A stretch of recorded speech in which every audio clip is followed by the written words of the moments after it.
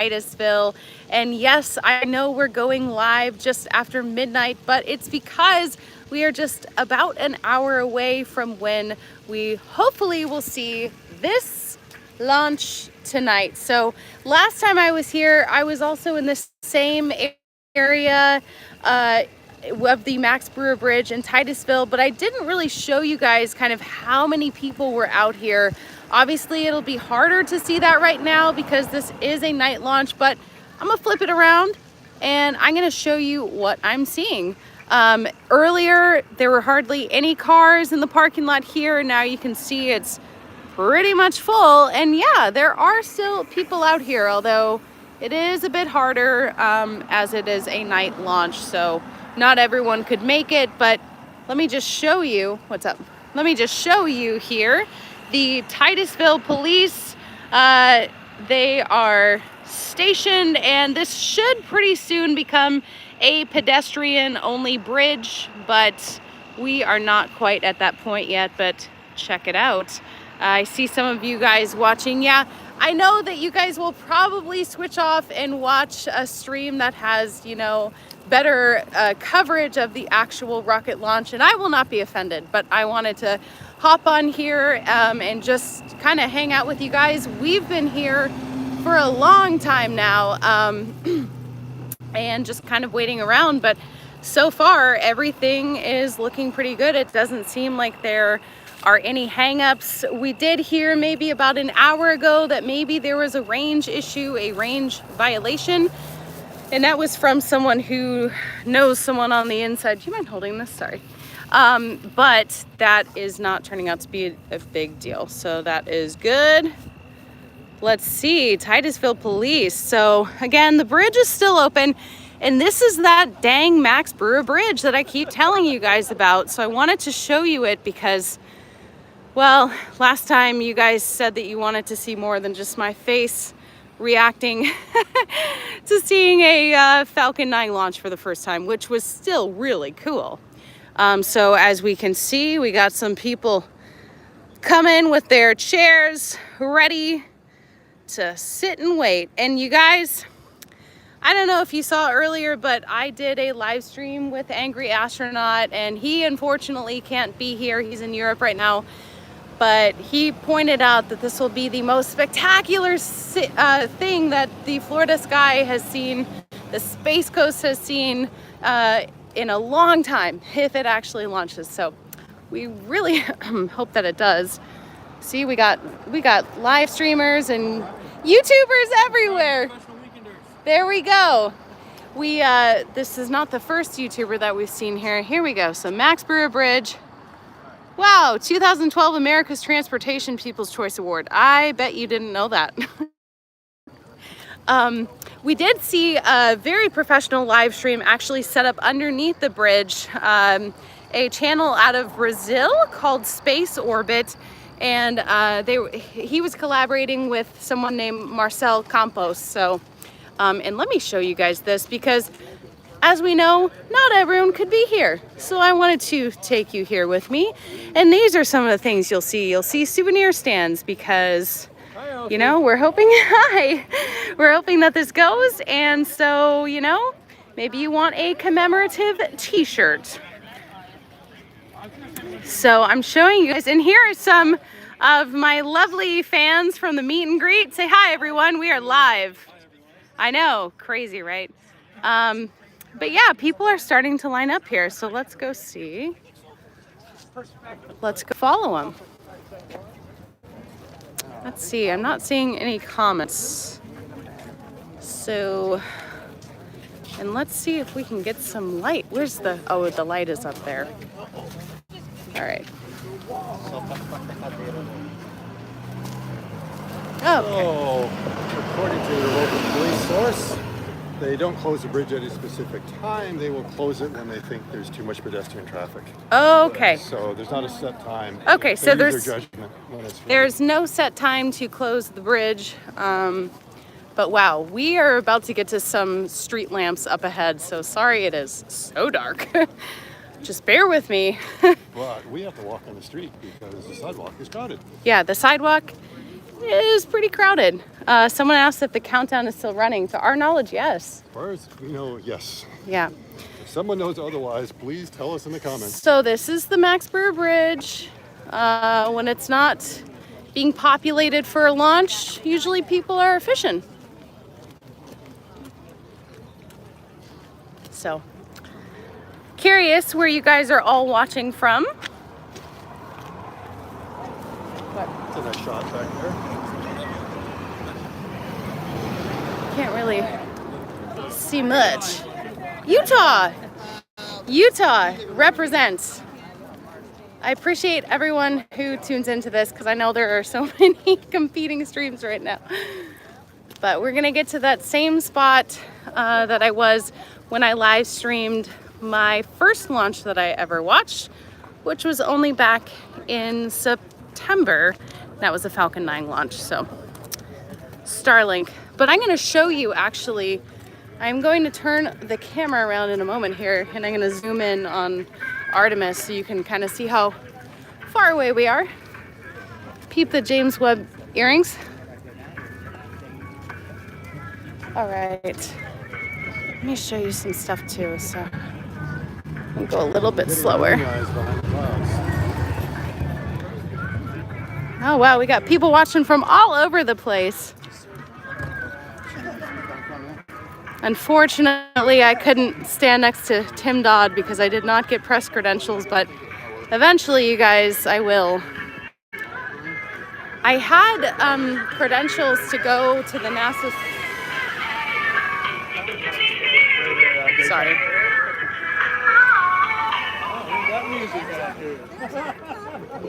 Is that music from the police car? All right. Mbop. Someone likes Hanson. All right. Let me find a good spot here. Can you see Artemis? And can you see Artemis's target? Yes. I am going to show them in just a moment. I just got to find a good spot to go. I feel like everyone else that you're probably watching is like stationary, so I'm probably the only walking live stream right now, but I'm trying to find a good spot here on the bridge. So sorry that it's kind of shaky. Oh, there's a lit up guy. You meet the most interesting people here at the launches. Okay. See, everyone, we're all playing the waiting game.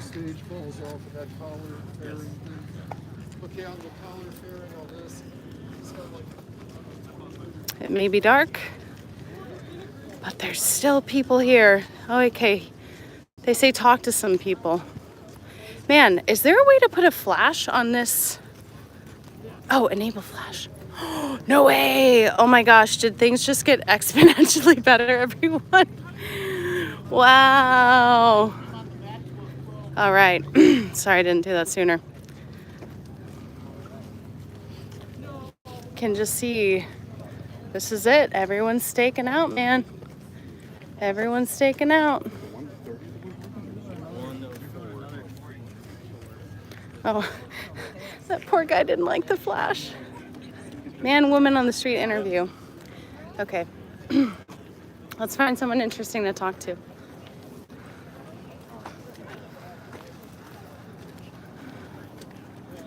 All right. I think I'm scaring people with my flash. Yeah, Richard says lots of people. Yeah. I was trying to figure out if this is more crowded than the, daytime in September. I think so. It feels a little bit more. It feels pretty crowded. Yes, it is Ellie at the bridge.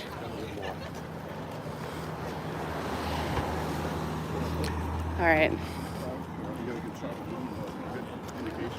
Where should we stake out here? Anywhere we want. Looks like we've got some gaps coming up. Just have to check whether there are places here. Well, kind of. Hi. Yeah, hi. Golden wants to know, can you see LC39B or are there clouds? Hi. We can see 39B, yes. Yes, we can see 39B. There's no fog yet. Should we go there? Where should we go?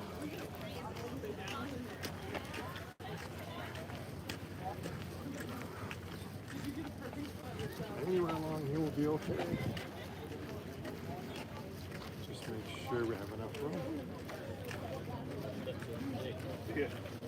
Have you seen Justin yet?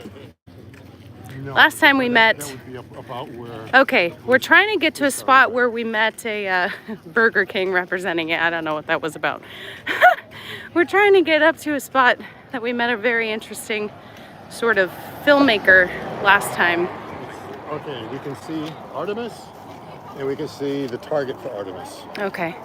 And because we have that moonrise, look at that. That moon looks a little funny right now. It looks half full, doesn't it? Thank you. It looks about half full because as it's rising this far south. 3D printed company called Bohemso. That is so cool. Here. Okay, here we go.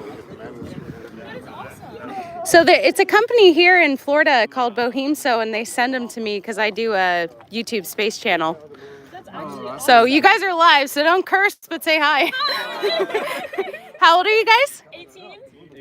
Woo! We go to school at Florida. Yeah. Nice. Some Nice. of us are aerospace engineers. Yeah. Say that again? We're aerospace engineers. Y- Yeah. Who here wants to work for SpaceX? Yeah. You guys see this? Okay. Well, awesome. Yeah, this is a local company here, so they do pretty good work. They do. Ellie in Space. Yeah, I brought this all the way from Oregon, so. I'm Yeah. also Ellie. Nice, nice, awesome. Well, we hope it goes, right?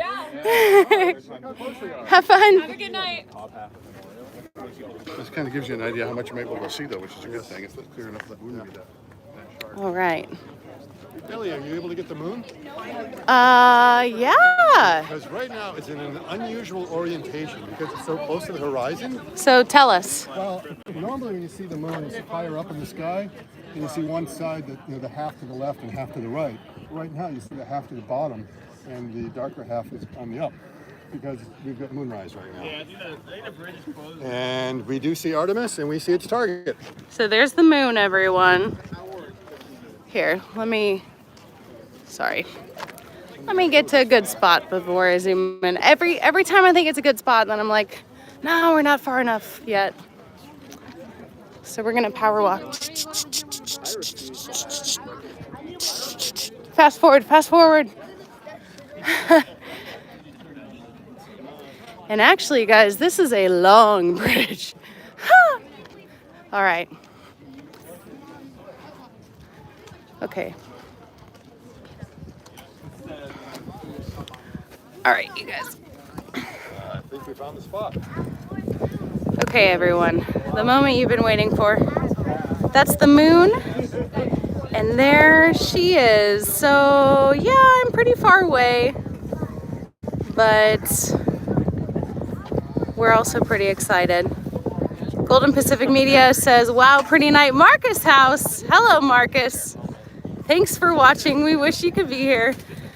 Scott says, where do you park to walk out on the bridge? We actually just parked underneath the bridge. Oh no, why are you going blurry? There's I think it's called Sandy Point Park or something like that, but it's right next to the bridge. It's very easy to park. Yeah. There's ample parking. Even today, you can still find a parking space. Might have to walk a little bit, but it's there. You can Well, even and go over the bridge. we went to a restaurant called Pier 220, which is not far away, and so we parked there, and here we are. We got there at 6 o'clock, so it was easy to find parking. Yeah, so,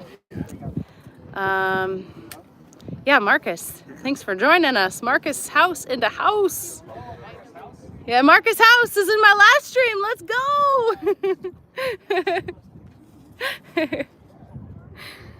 Oh, man.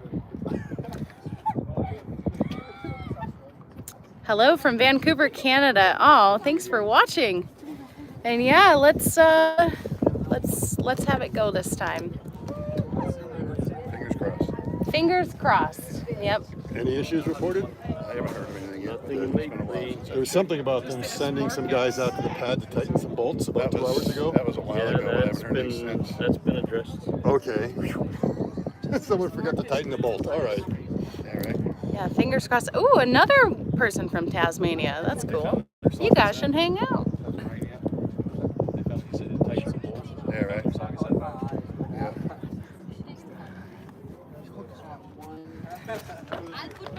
Right. Yep. So why is that? Okay, there we go. Now. Oh, we have greetings from Brazil. They saw me on the Space Orbit live stream. All right. Yeah, there's a lot of people live streaming right now, and we saw a very professional setup, and so I naturally went up to them, and I'm like, what language are you guys speaking, and where are you from? And so one of the space tubers traveled all the way from Brazil, so I think I got beat on traveling the furthest to come to this, but that's all right. Got people watching from all over the place. Let me show you. And you know, some people are out on the water tonight. Check it out, check it out. Here, sorry, let me put my flash on again. I don't know if that's better.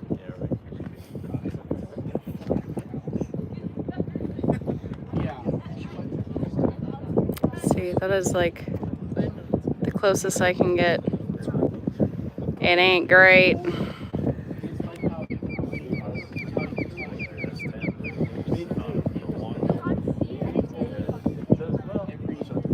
It is a very beautiful night, isn't it?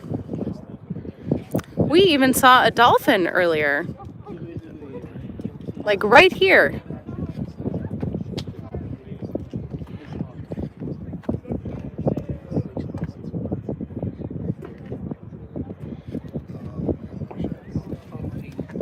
There it is.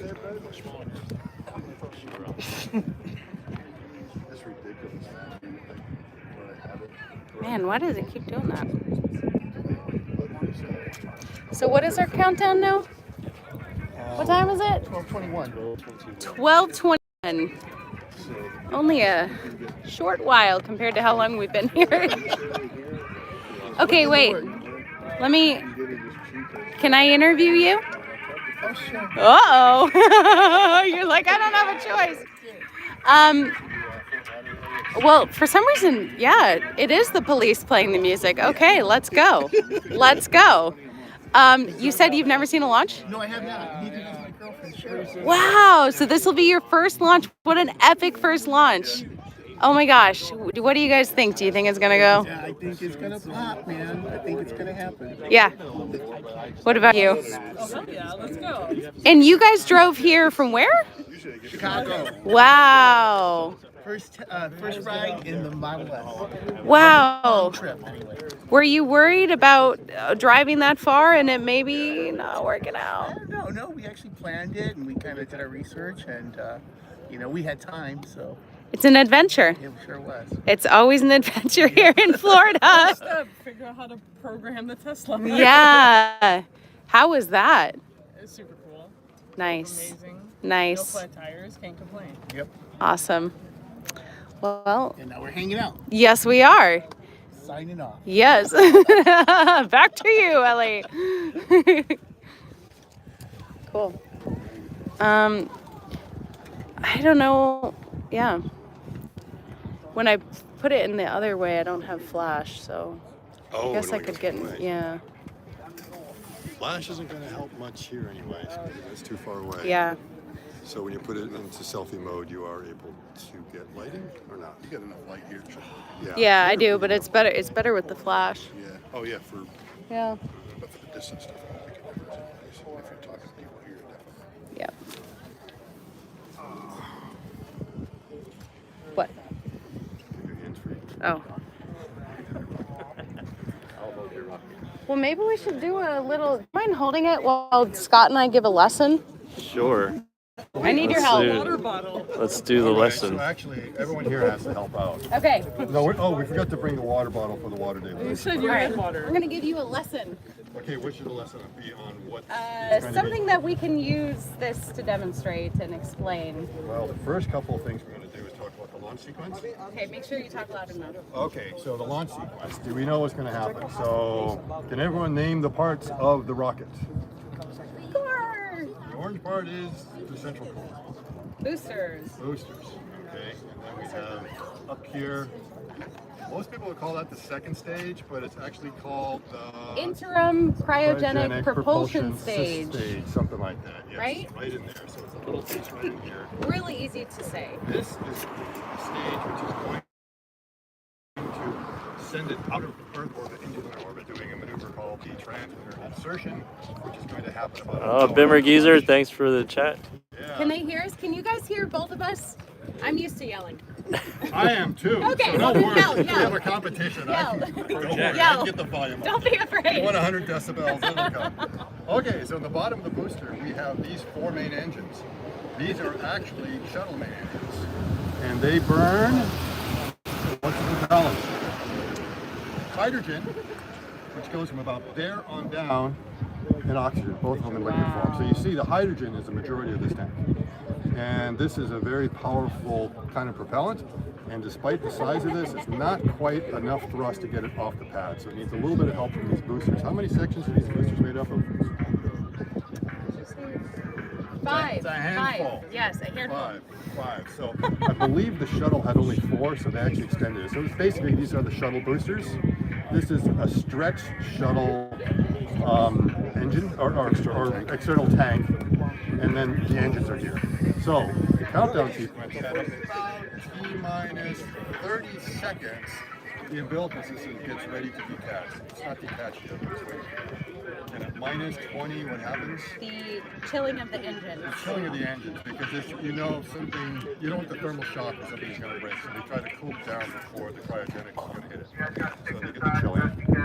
Then at minus 15 seconds, what happens? We forget to bring the water bottle. Water! The water deluge. water starts And the water blasting. deluges come down there to keep it cool. Sound suppression Sound system. suppression has nothing to do with keeping things cool. It's all about the sound suppression. The sound is so powerful. What can it do? Hold on, wait for a second. Show. We have the There goes officer your rocking out. position. All right. Come on, get the music. They stop it, whatever. All right. So it is not. It's not to cool it, and the acoustic shock is so powerful it can do what? Damage. All right, come on in here. It can also melt concrete, so it's there to also save the pad. So a lot of it is a tremendous amount of energy, so it suppresses that. So that happens at T-minus 15. Start to see the water come down. Then at T-minus 7 seconds, what happens? The main engines are ignited. Ignited, right. And they start to power up. And it's going to take about 7 seconds for them to verify that they're actually at full thrust and they really are there. If there's an engine out of any one of them, the countdown stops. So long as there's confirmation it's all working, at T-minus 0, The boosters. the boosters, okay? And at that point, there ain't no turning back. There's no turning back. You You're can shut going. these babies down, but once those things go, there's luck. nothing you can do. And at that point, the hold down clamps are going to be released and lift off. Lift. And it takes 6 seconds to clear the tower. About 6 seconds, so it's really slow. We getting learned. off. Boop, boop, boop, boop, boop, boop, and then finally about 6 seconds, it's past the tower. And then it just continues to accelerate and accelerate and accelerate. And what happens at around 90 seconds? Max Q. Max Q. Max Q. Do we want to explain what Max Q is all about? Go ahead, but let me make sure. I just want to make sure, can you guys hear both of us? Yeah, so They far can? no, Okay, no okay, complaints okay. about audio. All right. right. It's a little windy and, you know.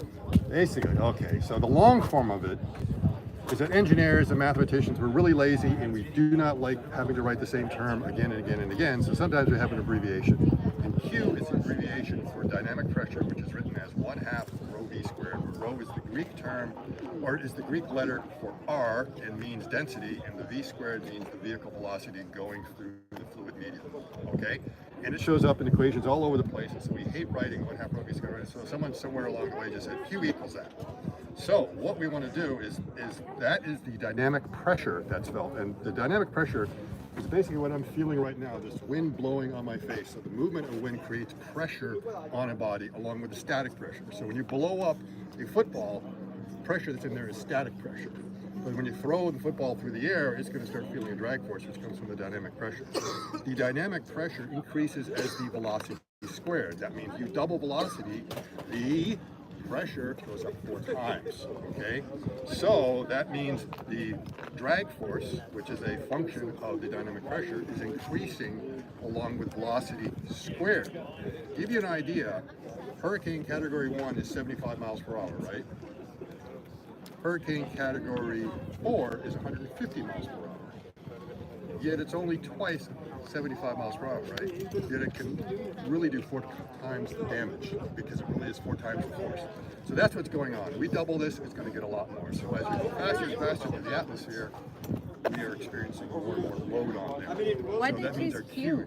Well, Q was just the abbreviation because we don't like writing 1/2 of these. Right, but is there any significance to Probably the letter because Q? A was taken, B was taken. Okay. They probably went through the alphabet and said, hey, no one's using Q, but they didn't talk to the double E's because Q stands also for charge. So anyway.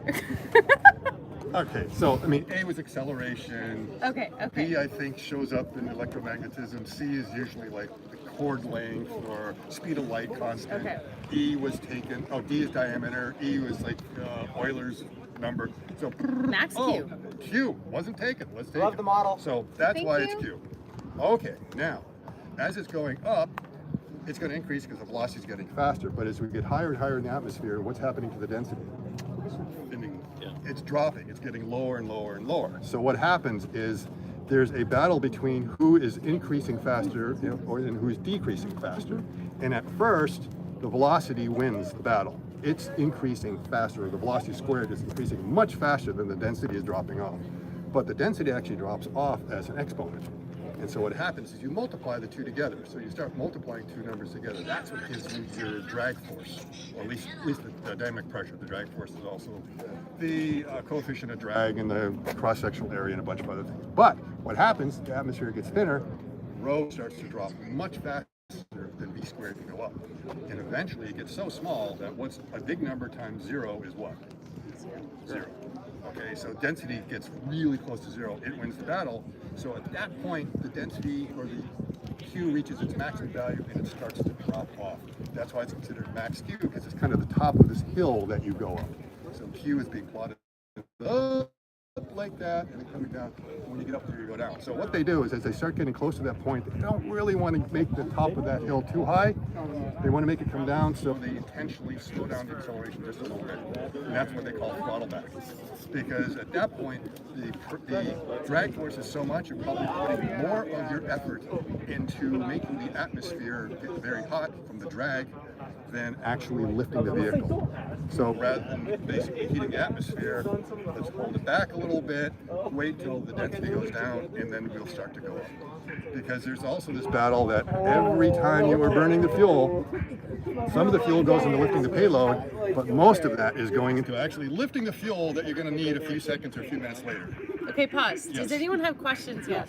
Yes, that's my long-winded explanation. You should know that. Does anyone No have? questions. No questions. No questions. Everyone changed it whenever Rocket live stream, tank. that's why. He's doing a very good job of Y'all don't explaining have any why. questions? So Okay. somebody's taking notes. So that's what max Q is all about. And the whole idea is trying to minimize that as much as possible. And then once they punch through max Q, then they could just hit the accelerator and they start going. And at that So point, apparently they're in 90 a seconds. planned 30-minute hold at the moment. Excuse me? A planned 30-minute. Planned 30-minute hold is a good thing, I believe, Okay. because it's planned. Okay. That means they basically are taking a breather for 30 minutes and then the countdown will continue after 30 minutes as it's usually supposed to.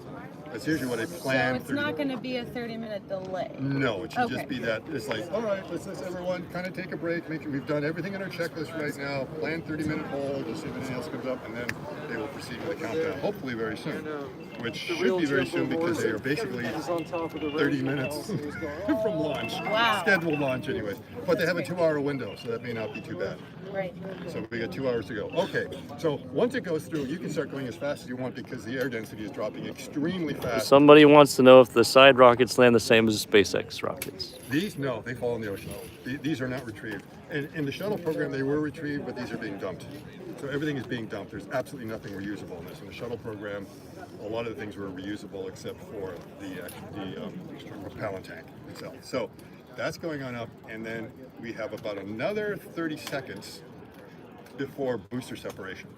then the boosters separate, and then we are just on the central core. At that point, the central core can do everything. And then very soon after that, because we've gone through max Q, the air density is getting down, we're almost in the vacuum of space, we're in enough in the vacuum of space, we can start shedding some excess mass, because there's no reason to bring mass to orbit you don't need. And some of the mass that's on here is right along here are 3 panels or fairings that actually enclose the solar panels, because the solar panels cannot be exposed to the atmosphere as it's going on up. And when we no longer need them, they pop off just like the SpaceX fairings do, except they're these side panels. So they are going to pop off. And then the launch escape system will go away and be jettisoned, because it's also no longer needed. No reason to bring it all the way on up. It's not needed. Usually it happens a little bit later, because you want the launch escape system on there, because if you still need to abort, it needs to be on there. So it's not because we're trying to reduce drag. We have to make sure we're actually at a point that we can press to orbit and it's safe for them. Apparently, a lot of people want you to do a happy dance if the launch happens. Oh yeah, we'll do that. We're gonna go nuts. All going to be going crazy. And Yes. there was a question on the expiration date of the engines. On the engines There or the is an expiration SRBs? date. SRBs, I think, is coming up very soon. Yeah. They say, Angry said today that they really are only supposed to be stacked for a year, and they've been Yeah. stacked longer than Like- that. So what I think is, we were talking about this on the way. It's not so much the expiration date. I would call that more of the sell-by date. Okay, and engineers basically don't like to go past the sell-by date, but then you can take it a little bit longer to the use-by date. And right now, I think the use-by date is a little bit longer, and everyone's looking the other way, so we want to get this thing off the ground. Yeah. So that's what's going on. So that presses on up, and then eventually, and unfortunately, this model, we can't pop it out. This mouthful of a stage, which is the Interim cryogenic propulsion stage. And why is it called cryogenic, you think? What kind of propulsion does it use? Probably a cryogenic propulsion. It's also liquid oxygen Yes. hydrolysis. And it's a single. Oh, we got somebody trying to pass through real quick. What is it? It's an RS 10 or 15. Someone will probably know in the comments what they are. It's a 10. Okay, it's a 10. Just getting answers. Random Yeah. walk-bys is the answer. Someone's listening. So this is going to be very important, because the central core will get this entire unit mostly into orbit. So it's almost into orbit, but the orbit is kind of elliptical. So it's going to go out to a very high point. What's the high point called? The apogee. The apogee. And then when it comes back around to a low point, it is called Perigee. the perigee. Okay, that means it's kind of an elliptical orbit. And the thing about the perigee, we don't want the perigee to be what? Below the Earth's atmosphere, below the Von Karman line. Well, you want to make sure it's not too low, because if the perigee is going to be like 50 miles, that means, we're re-entering.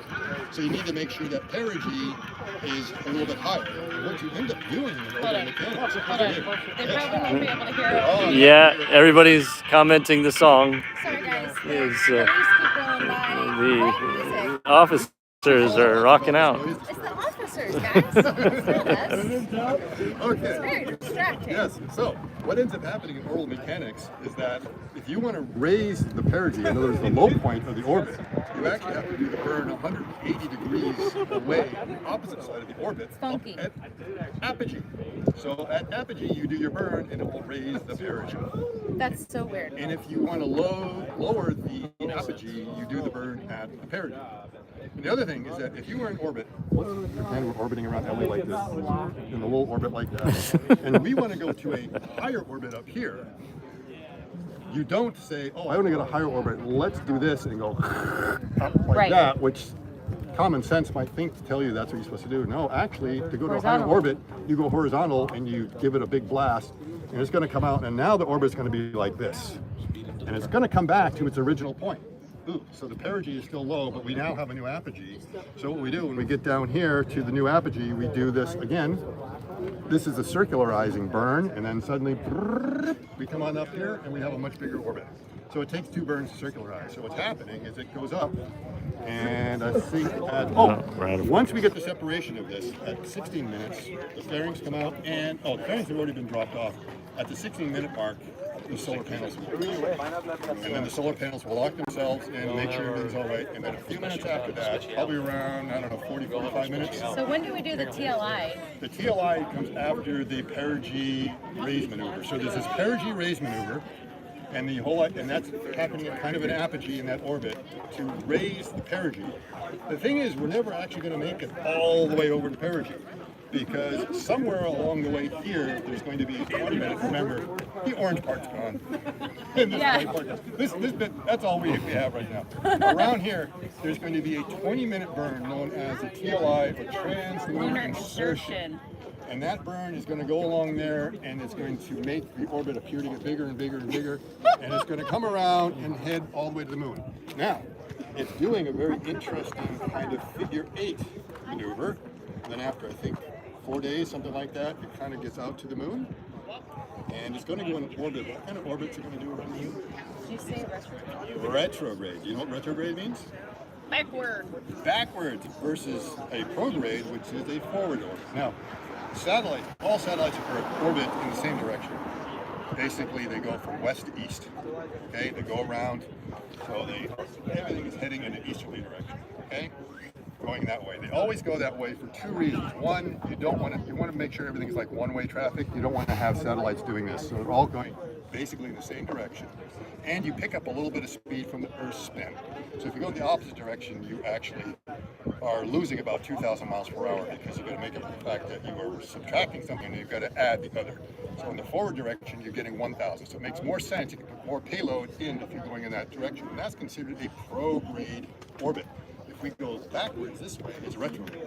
Now, they're going out to the moon, and they're actually going in front of the moon. So the moon is sweeping to the sky kind of like this, and we're trying to hit it with the rocket, and rather than going behind it, we want to go right in front of it.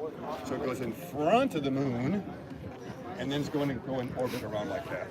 And that's why it's now going to be considered a retrograde orbit around the moon. Did y'all know that? It's going to be a really funky retrograde. It's going to kind of All right, thank you for the chat, Richard. Yep. And the other thing is, remember, is if Ellie's face is the moon, it's orbiting the Earth kind of in that direction, it's moving in this way, and we're coming in front of it. The moon is moving here. We're trying to come around. The moon's going this way. Now the moon's going to tug us back, and the moon's going to give us a little bit of a tug for braking force. That's why it's better to go in a retrograde orbit, because if we do this way, we get kind of that gravity assist maneuver, which is going to swing us away. The problem in space, you don't have brakes.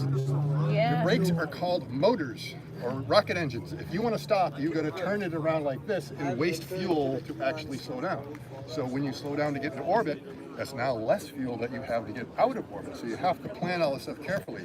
Make sure that if you use that fuel up, you get enough to get home. Are you like a rocket scientist or something? Kidding, he is. I got a degree. Yes. I got the degree to prove it somewhere in there.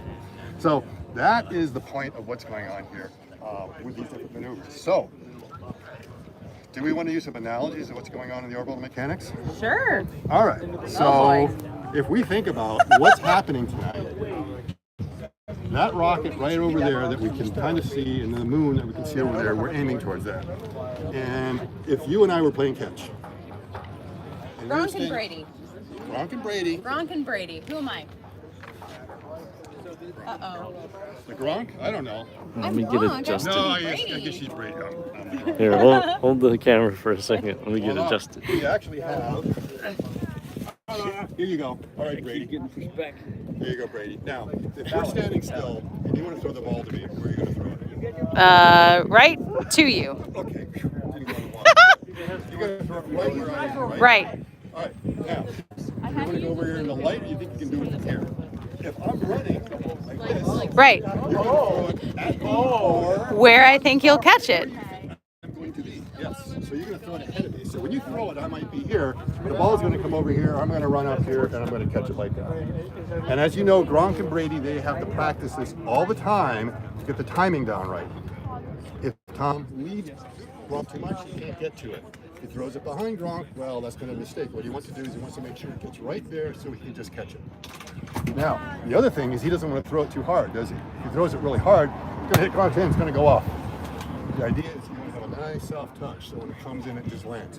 So they have just enough lead because the moon is moving. Because remember, in 2 to 3 days' time, that moon's going to move a lot in the sky.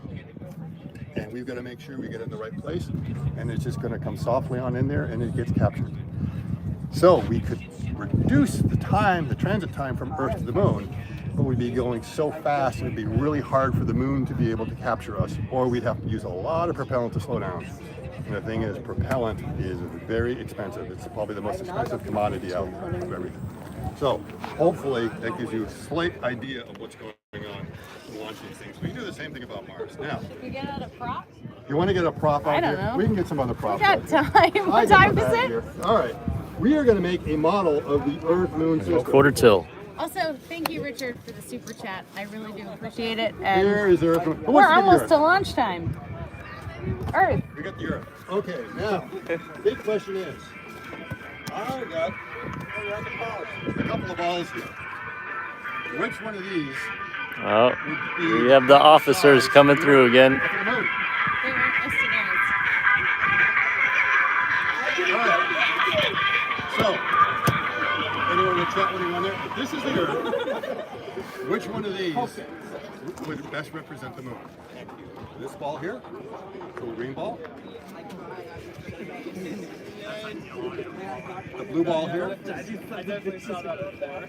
the tennis ball, or these small baskets. Are they guessing?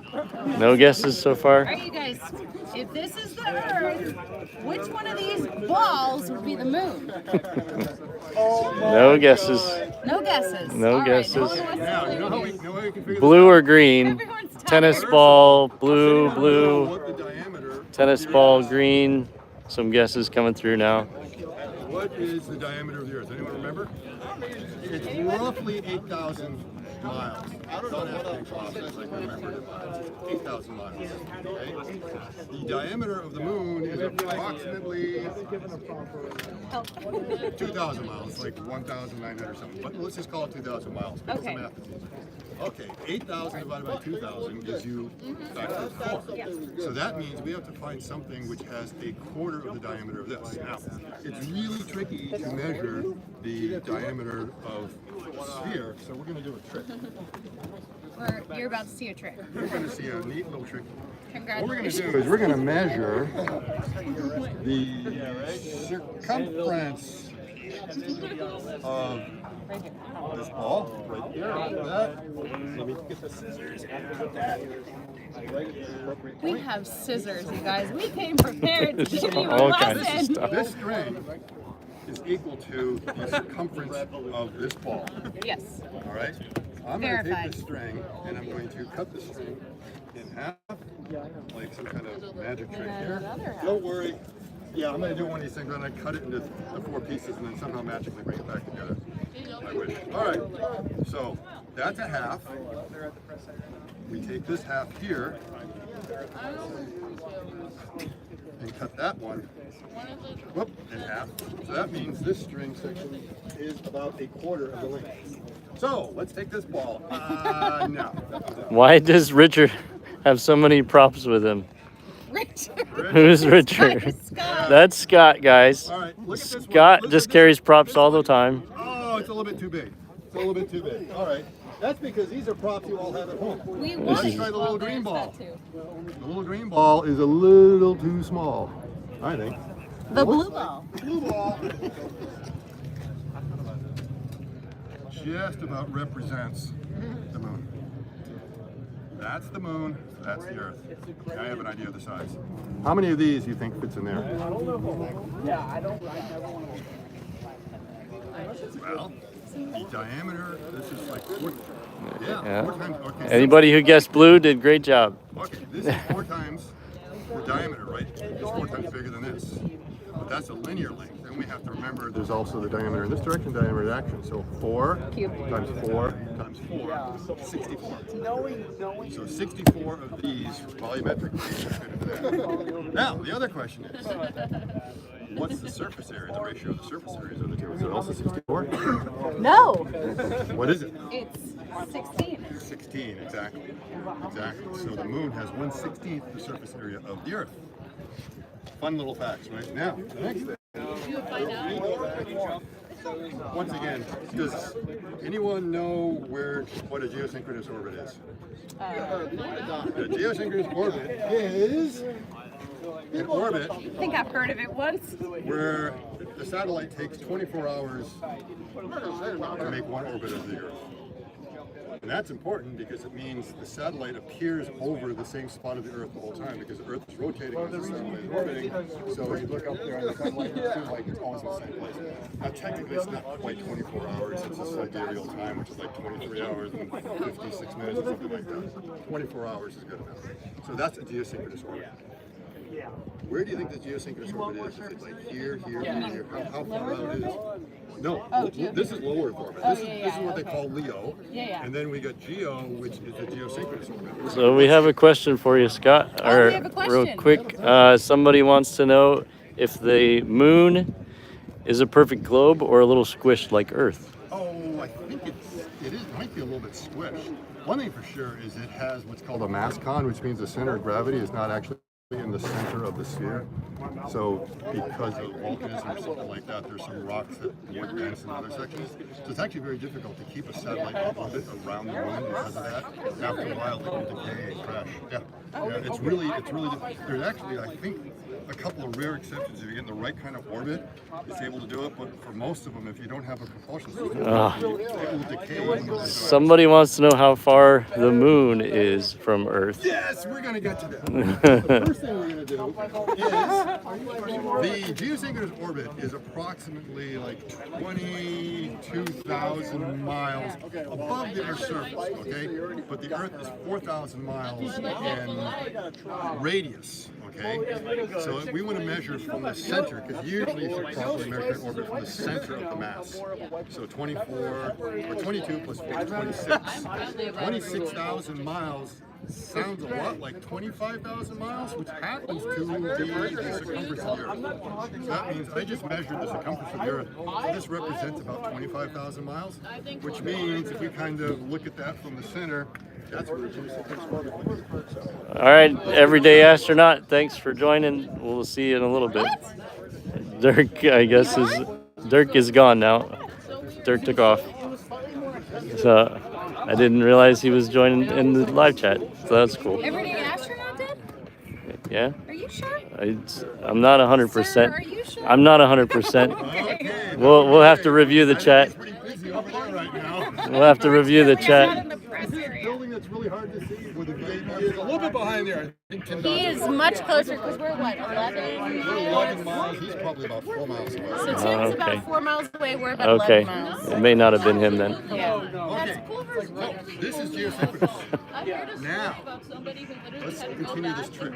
Does anyone know how far the moon is from Earth? What is yeah, to make it easy, let's call it 250. It's actually like 235 or something like that, but 250,000 miles. 250,000 miles. 250,000 miles. 250,000 miles.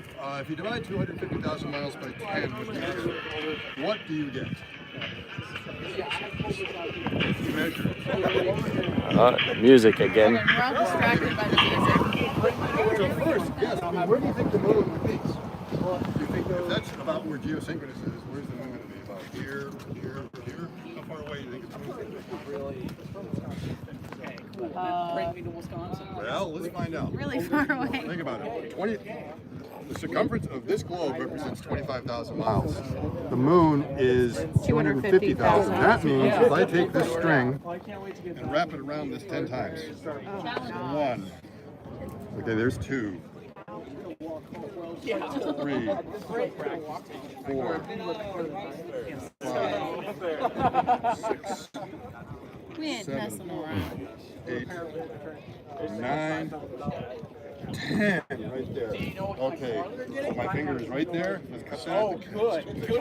Okay, now, I am a professional, but please try this at home. Please, please, please. I encourage you to try this at home because you have these props at home.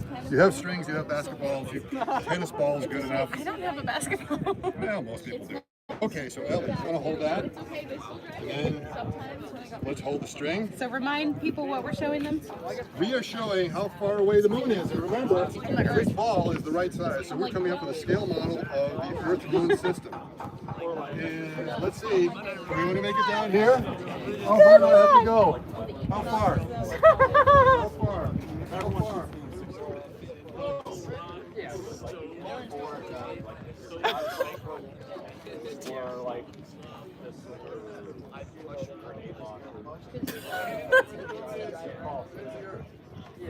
Wow.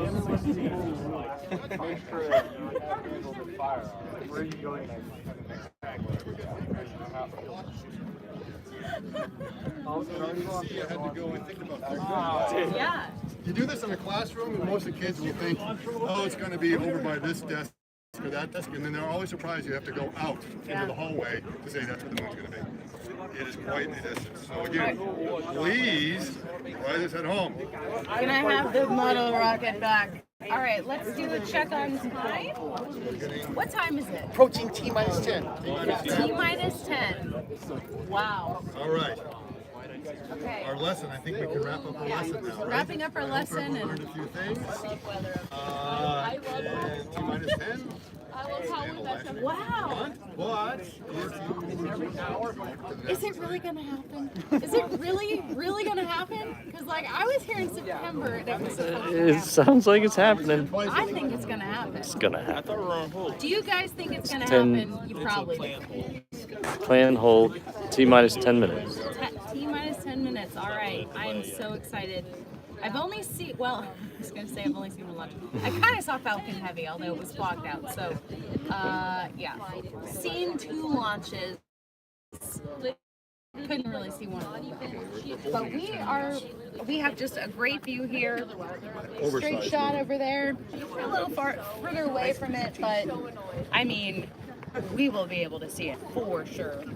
And you said that it's going to burn brighter than the Falcon 9 launch that I saw, right? oh yeah, it's going to be much brighter. Way Much brighter. Definitely brighter than Falcon Heavy. Well, yeah, because we were in the fog. We were in the fog. Not in the fog. It's going to be. But brighter than the hydrogen. Oh, it's going to be rather interesting because if you didn't have the solid rocket boosters on here, you almost wouldn't see anything coming off here because the methyl or the hydrolox burns so pure that you really don't see the flame. Okay. And the reason is because there's no soot in the flame. These solid rocket boosters are basically like fireworks, and there's all kinds of stuff in there, including I think like rubber and everything else. So when it burns, there's a lot of soot that gets in there, and the soot gets very hot, and the glowing soot is what makes it orange. Somebody wants to know the size relation from this rocket to SpaceX Falcon Heavy. The Falcon Heavy. Can you compare SLS to Falcon, Falcon Heavy? okay, I think the Falcon Heavy, I think we have to look at a diagram, but it's probably, Y'all know? yeah, I think it might be as tall as this, but the side boosters would be a little bit smaller. It's probably, What about you? Do you what? yeah, this we have more issues. They're saying this 10-minute hold, but it's, they're sending more people up to the work rate. Oh, okay. Yeah, Apparently- update extended hold. Extended No. hold. Extended hold. Do we know why? I'm out of props. Do we know? No, but do we know why? They told us You know why. why? So there was a leak earlier on the upper stage, and then a range issue with Ethernet on one of the whatever tracks it. Oh, so it wasn't a range, safety range issue, but it was an issue with them being able to, the tracking range. Yeah. Okay, Ethernet. Get a Starlink. Ethernet switch, yeah. Ethernet switch. Switch, really? Okay, any IT You gotta go down there, man. With me. Bring my work card. Okay, so wait, maybe we should tell them what we just did. I think we just did. Oh, did they hear it? Did we hear it? Yeah, there was mention. Okay. I think everybody's So it looks like there is a hold right now. everybody's tracking. But it's, okay, everyone's tracking. But they have a 2-hour window, so it can still happen. Oh my gosh. Yes. Now, there's been a lot of back and forth on why they have to launch at this time of day. Yeah. It's really Yeah. strange. Yeah. We're not sure we know the answer to that completely, because we know if they decide to launch a couple days from now, which they may, It would still be at night. but it'll be about 3 in the morning. Or in the morning. It'll still be dark. It will Right. still be dark. Right. So it seems to depend upon the phase of the moon. Now, in the Apollo days, the phase of the moon is very important because if you're going to do a moonwalk out there, you want to make sure you're bathed in light. Right. And so they went in a certain kind of phase just to make sure they had adequate lighting there and everything else. But this, we're not doing a moonwalk, so we don't have to worry about the phase for that reason. However, the phase is still kind of dictating when we launch. And I was thinking, well, why would you do that? Because in the Apollo days, what happened is the Saturn V went into Earth orbit, did like a couple of orbits of the Earth, and they tried to make sure that the vehicle was safe, everything was okay, before they decided to go to the moon. Which meant you'd be spinning around, and then there's always that key point, because remember, we're doing the Brady-Gronk thing.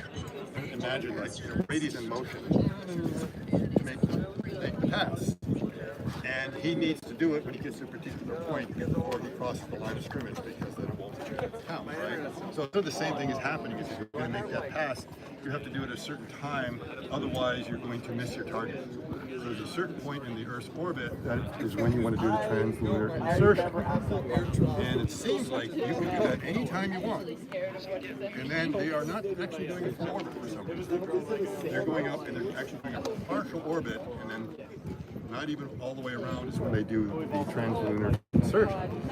So, but why launch it at night? It seems like just get a day launch in there so you can all see the vehicle. Right. For engineering reasons, you want to see the vehicle. If anything goes wrong, you want to be able to have really good telemetry on that, really good cameras coming back showing you what's going on, what happened. Yeah. Hopefully nothing happens.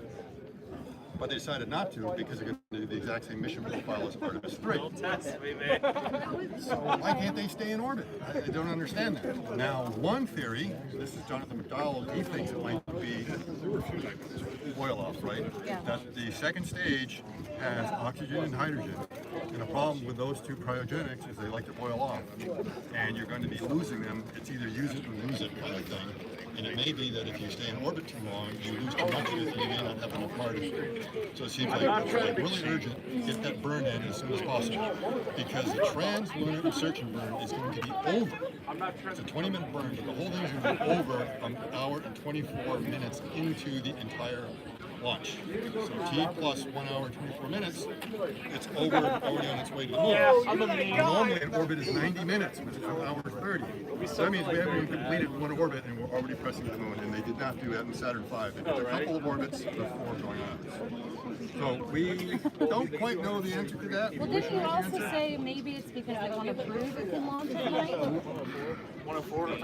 Is that a reason or an excuse? I don't know. I mean, yes, you can prove it, but usually you prove these things after you've proven it can launch. It's 240. Yeah. Okay, you want to make sure this thing really works before you decide, okay, let's start pushing the envelope with some more risky kind of things. The other reason could be they're really afraid of having a different launch control because it's the same launch profile for Artemis 3, not Artemis 2. Artemis 2 has something even more bizarre. So Artemis 3 has that kind of launch profile. And they might want to say, let's do it in exactly the same way because they're afraid if we type in some numbers for something different, it might screw up. So let's go ahead and let's check those numbers out and make sure they're all right. So someone might be afraid of that figuring some input and say, that's how everything is programmed, we're just going to go ahead and do it with that and you'll be able to prove it. But one of them could actually just be the boil off. Or something strange about the orbit itself, that it's a weird elliptical orbit and there's only one place in the orbit that you actually can do it, otherwise it doesn't work. Any questions? No questions. No questions. Now, do you want to talk about Artemis 2? Well, I'm kind of curious. So, what time is it now? Like, don't get me wrong. I definitely agree. It would be after, 3 minutes after. 2 minutes after, so it would be going if it was going in 2 minutes. But it's not. It's not right now. There's a hole. There is a hole. They had to swap a switch, Okay. and they're testing now. That was a D-Link. 70. They had to swap a switch. Yep. All right. That's interesting. What'd you say? So we're waiting. We are waiting. Now, Artemis 2 is going to be the first manned, actually, return. It's going to be kind of like a repeat of Apollo 8, but not quite. It's going to do a flyby of the moon. It's not going to do orbit of the moon, okay? So Apollo 8, for those who are old enough to remember, was they did not land on the moon, but they were the first 3 humans to go to the moon and spend, I believe, 10 orbits around the moon. So they were able to prove that we can launch an Apollo spacecraft from the Earth to the moon, orbit it, 10 times and then come home again. And then survive re-entry and everything else. So they got, does anyone remember how high the Orbital was? Maybe 40 miles, 60 miles. I think about 60 miles. So the orbit was about 60 miles above their lunar surface. Close enough to get some really spectacular pictures, and the most famous one being Earthrise. The first time we actually saw the Earth rising above the lunar surface. An iconic image. So that was a pull away. Artemis 2 is going to be a little bit different. Rather than being a 3-man crew like a pull away, it's going to be a 4-person crew. Yeah, I got the chill. And it is going to go basically out, go around the moon and come immediately back. Basically a flyby. It's not going to get into the orbit of the moon. It's just going to come out, do this figure 8, come around and come back. However, Hold on. yes.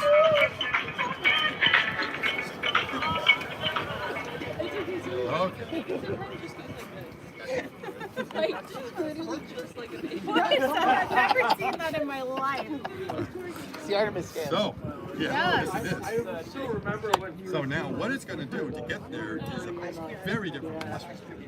Because this one, they are using, I'm going to call it the second stage, interim cryogenic propulsion stage. Is a long And it's what is making the trans-lunar insertion coming all the way out to the moon. So it's what's pushing the Orion spacecraft. Is it called Orion or Orion? Orion. You said Orion. I'm from a town called It's all right. Orion. That's how we pronounce it. All right. Okay. Orion. The Orion spacecraft is going to be pushed directly to the moon using that stage. Okay.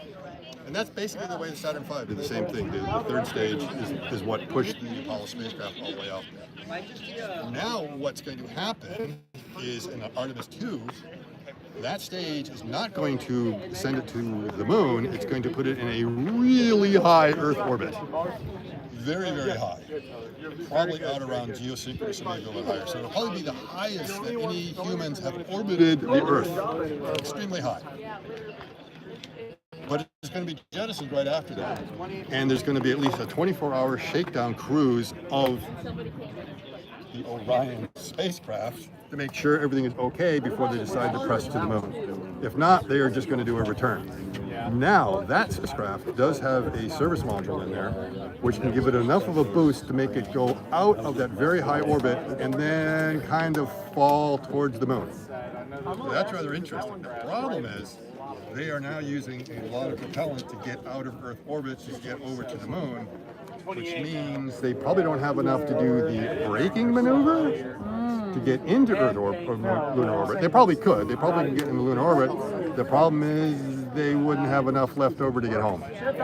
So we don't want this Gilligan's Island kind of scenario.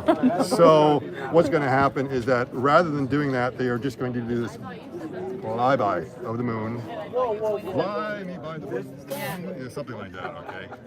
So they fly by and they're just going to come around and come home and then prove that the Orion spacecraft, Orion spacecraft, What is is going able on? to You're handle fired. the re-entry velocity of Right. 25,000 Thanks for the miles super per hour. chat, John Bowling. Thank you for the super chat. 42,000 kilometers per hour or something like But that. you were saying Artemis 1 and 3 are very similar, and then 2 Similar is like profiles. way different. 2 is way different Right, because sounds- they yeah. do this big orbiting and then they kind of fall out of Earth orbit.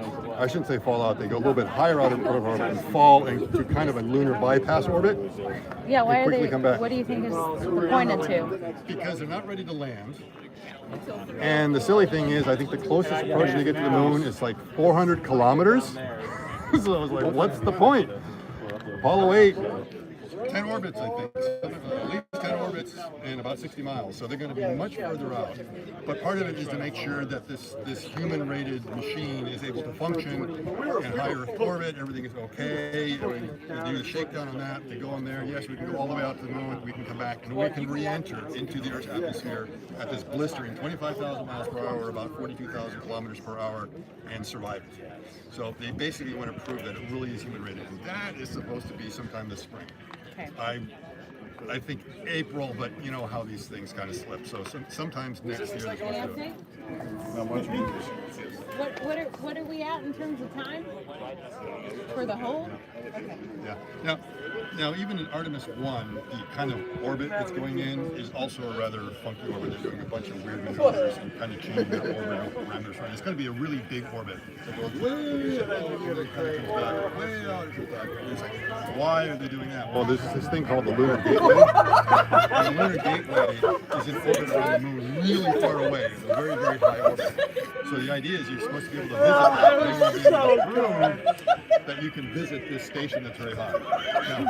Now, Scott Bemis, thank you for the super chat, sir. Sorry, it's hard to hear. Yeah. And now, the Lunar Gateway. Do you know what the Lunar Gateway is going to be? Okay, wait, let's show them. We're not making this up. Woo! Now, this is interesting. Okay. What they're doing, Wait, hold on, able to hold on, use hold the on. external speakers while driving. Remember you used to be able to do that in a Tesla? Until NHTSA said, you can't do that anymore. You're not allowed to drive and have the external speakers. I want to say thank you for the super chat. Launch happy dance. Let's dance to the, or let's, launch gods. All right. So, now Artemis 3, they do some really funky kind of stuff to kind of orbit their because they're actually going to land. And that means they have to visit the Lunar Gateway along the way. And that's going to be kind of weird. So this is a partial dress rehearsal, but not the full because we've got really weird orbital mechanics going on and dynamics going on up there. So does anyone know when the whole thing is still? NASA's got something about the space suits and everything else on their feed, so I'm listening to Tim right now. All right, we're trying to get an update. We're also trying to, get you guys some stuff. History of the Apollo spacesuits is what NASA's putting on their screen. It was a 70-minute. Okay. That sounds like filler. Apparently, Yeah, it's definitely filler. Thank you, Scott Grizz, for super chat. Thank you to all as we await what should be epic. We've been waiting around for a while. Stage replenished with both with the hydrolux. Still extending, but they've re-topped off the hydrolux on the upper stage, which is good. That's very good. Okay. Oh, that's good. That sounds great. Next one won't be free. Because there's no reason to talk about it if we don't think we're going to go. All right. We're thinking there's You know I don't work there. There's hope. Okay. All right. Okay. Lunar Gateway. You really want to talk Do you want to talk about the Lunar Gateway and Lagrange points? Okay. Lagrange points. Okay. So there was a Lagrange question earlier. Question? A There was Lagrange? a Lagrange question. Okay, so the Lagrange point. What was the question? Find it. All right. Here's what I want you to imagine. At some point, if I take a ball and I throw it up in the air, it keeps on coming back to me, right? Throw it up, it comes back, throw it up, and I keep throwing it up higher and higher and higher. And eventually, if I throw it up high enough, it may not fall back to Earth because some other body might catch it. L1 or L2? Well, it could be the moon, right? So long, if I throw it up high enough, at some point it will no longer be subject to the Earth's gravity and it's going to decide to fall in the other direction. So that means there's a point between the Earth and the moon, which is a balance point, where the gravitational attraction of the Earth and the moon is identical. And you'd be sitting right there, and if you were able to actually put something right there, it would not be able to know, oh, should I follow the Earth or should I follow the moon? I'll just sit there.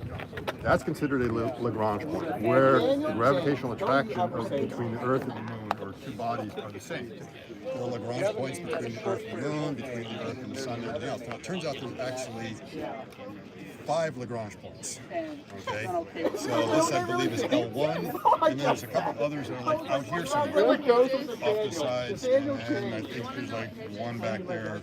And the same thing with the Earth. And so if you've ever seen where they show these pictures of these Trojan asteroids going around Jupiter, those are like Lagrange points for Jupiter and the sun. Okay? What's important right now is that we have this Lagrange points 1 right here. And that Lagrange point, you could almost consider like a virtual mass. And And that not only does stuff get stuck in there, you can make something kind of orbit around that thing if you want, in a weird way. Okay? And so you can actually get something that is going around like this, is not falling back to the Earth or the Moon because it's in this kind of balance. Now, it's a very tenuous balance because you know if you balance a boulder at the top of a hill, the slightest little perturbation is going to fall one way or the other. So if you don't want it to fall back this way or that way, you constantly have to nudge it back this way or back that way. So you do the station keeping thing. It's a little bit of propulsion to kind of keep it in there. So now you can start to get into these orbits, and you can find some orbits that are really weird. So we know there are these things called elliptical orbits, right? So if you get something into elliptical orbit, if you take an ellipse and stretch it long enough, eventually it almost starts to look linear or kind of rectangular, rectilinear. And so you get this thing called I don't remember what it's called. It's a near rectilinear halo orbit, okay? Okay, so a halo orbit basically means you get the Lagrange point here, and you get something kind of going around it, and that orbit is basically making a halo. So it's doing what is almost like an impossible orbit, because normally when you orbit a body, the orbit has to be in what would be a great circle of that body. In other words, the center of that circle has to be at the center of that body. And the idea of you having an orbit that kind of makes a halo over the top of your head, it's pretty much impossible. There's no way we can put a satellite in Earth that's say at 45 degrees latitude and always does that. It always has to do something like this, where it crosses the equator, or goes around the equator, or does something like that, all right? However, these Lagrange points allow you to do some really strange things, and one of them is to create this orbit which looks like it's a halo around it, and if you figure out how to stretch it, it becomes very elliptical, then it becomes kind of near rectilinear. That's just a fancy way of being able to say it's almost rectangular. And the idea of that orbit is that's where we're going to put the lunar gateway. And it's in such a weird position, the way this thing is stretched out, the way it goes up. I think it's something up like this, or numbers like that. When you have an elliptical orbit about the body, So I met her before the top part up here is going really slow. Up in apogee, really, really slow. So it takes a long time to pass that bit. And then as it falls down, it gets really, really fast. And when it comes down here, it goes zip. And then zip like that. And so the whole idea of the lunar gateway is that by making that orbit, it'll come down here, it'll be really fast, and then it will spend So we have a new update saying 1:45 is the new launch time. 1:45. So we're about 30 minutes away. If that's the Let me take over for a second here. 30 mil. It is quarter after, about 16 past. Oh wait, no earlier than 1:45. No earlier than 1:45. No earlier than 1:45. Okay, but if they're saying no earlier than that, must mean they are hopeful that it will happen. Bill says coffee it is. What you don't know is I had a Monster Energy drink before this live stream, so you know I'm caffeinated, and I'm ready for this launch. Yeah. Oh. Plenty of time. Plenty of time. Yeah, plenty of time. This is the business of waiting for a rocket launch. You know, you have to fly across the country and just wait, man. Just wait. Okay, let me read some of these comments. Okay, Scott wants me to take us on a walk around and interview the crowd. All right. Go ahead. I can do that. I can do that. Hold on here. Yeah, let me get this. I'm literally I think we have a victim right hopping the there. bridge. Actually, wait. How long do I have? 30 minutes? 30 minutes. All right, I need to go to the bathroom. in there. Should I pause it? I don't know. Well, no, I can't take him to the bathroom. You guys, what do I do? Well, interview along the way. Roll it back up top again, Ellie. What was that? Let's roll it back up top again. Last Are you? Yeah. What should I do? Okay. Come back. I just wanted to get a shot with you. Like, Yeah. we're up top. All right. Awesome. Okay. Let's see. Can I put myself on hold? Sorry, guys. I haven't had this issue before where I need to go to the bathroom. Oh, God. I'm sorry. Shut the stream and come back. Ben says shut the stream and come back. What do you guys think? Shut it off and come back? All right. Yep. We will be back. I'm so sorry.